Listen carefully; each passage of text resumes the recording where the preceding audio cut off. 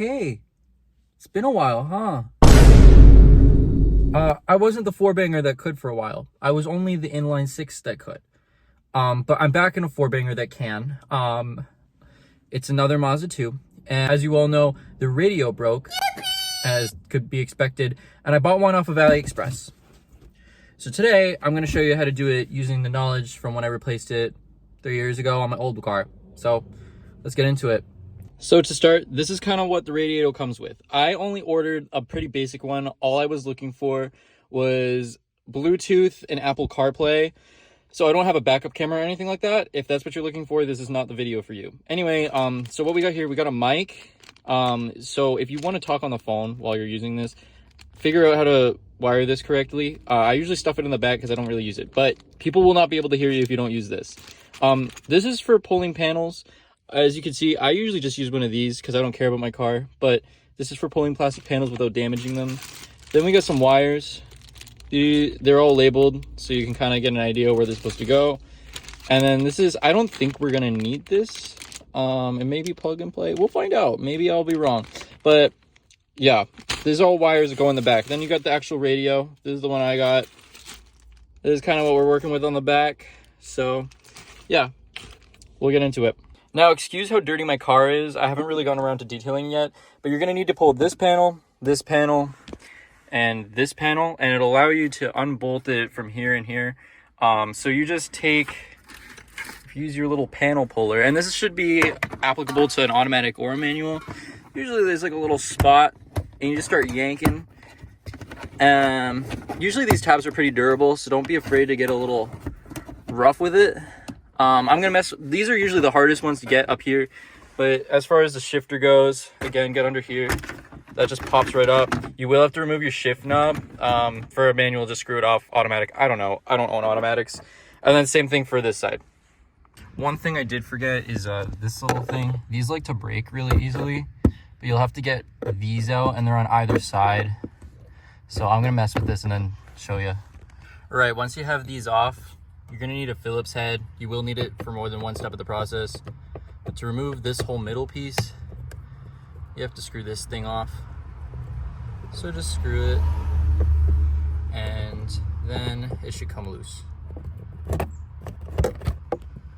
So once you remove both of them on either side, you wanna pull from right here and right here, and just pull it towards you. It will require some force. Pull it towards you, and just pull this thing out. Again, it's plastic, it's not gonna break. Just be rough with it, you'll be fine. And then you'll have access to these two, which are required to take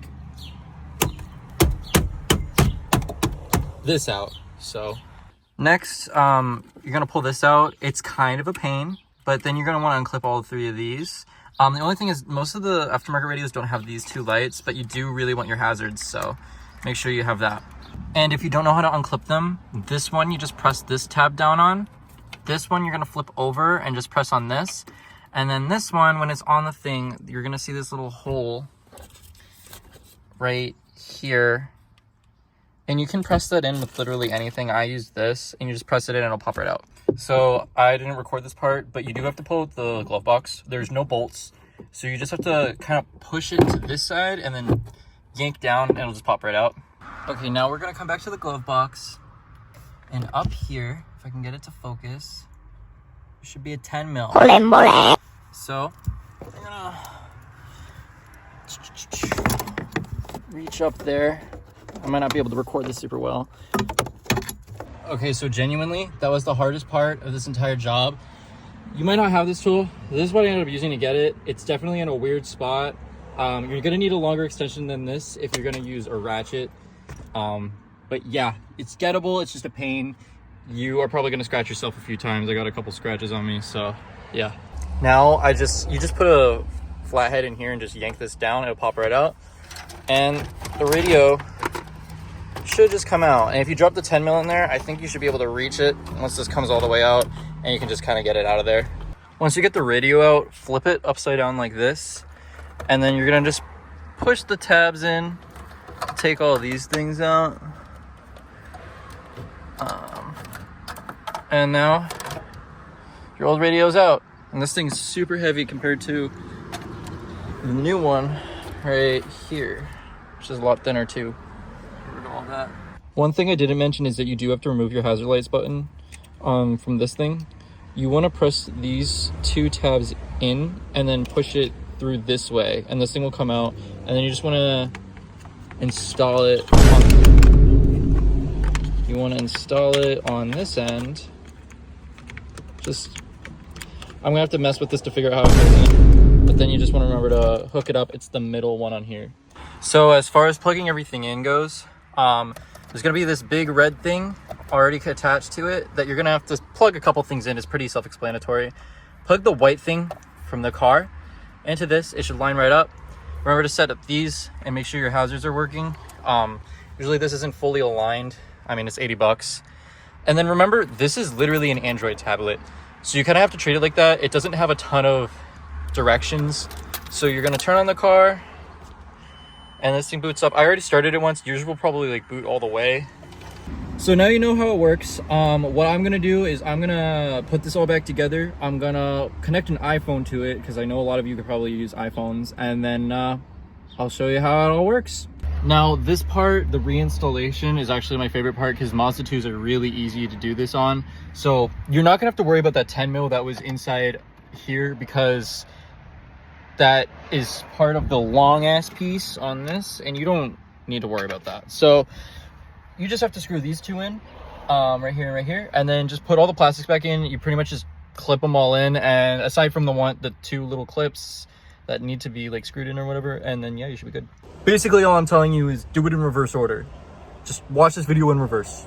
You got it.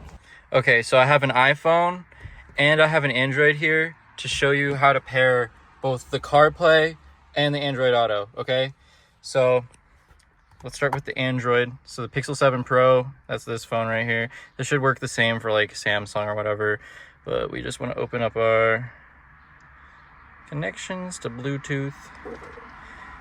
Pair new device. Most of these car BT is what it's going to come up as.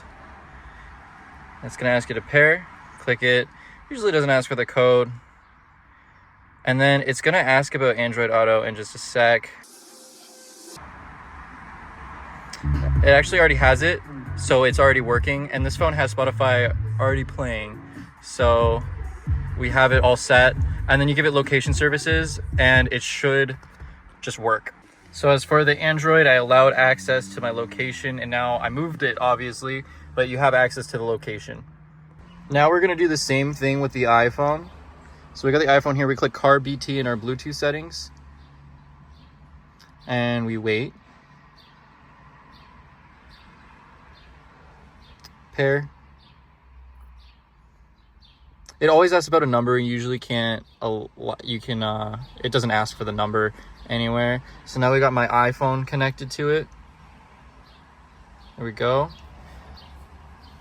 Use CarPlay. Again, you wait a minute for it to pop up. Use CarPlay, give it a sec to load up. So there we go.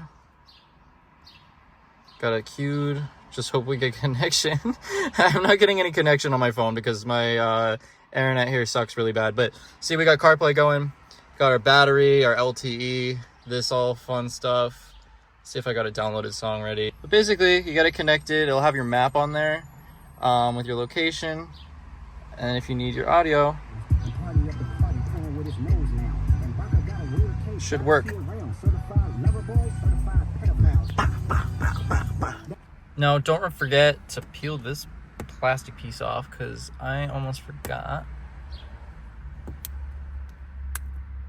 It's gonna look a lot better that way. You won't have all those scratches, and now it looks really clean. Now, of course, we can't forget one of my favorite parts to send off this video.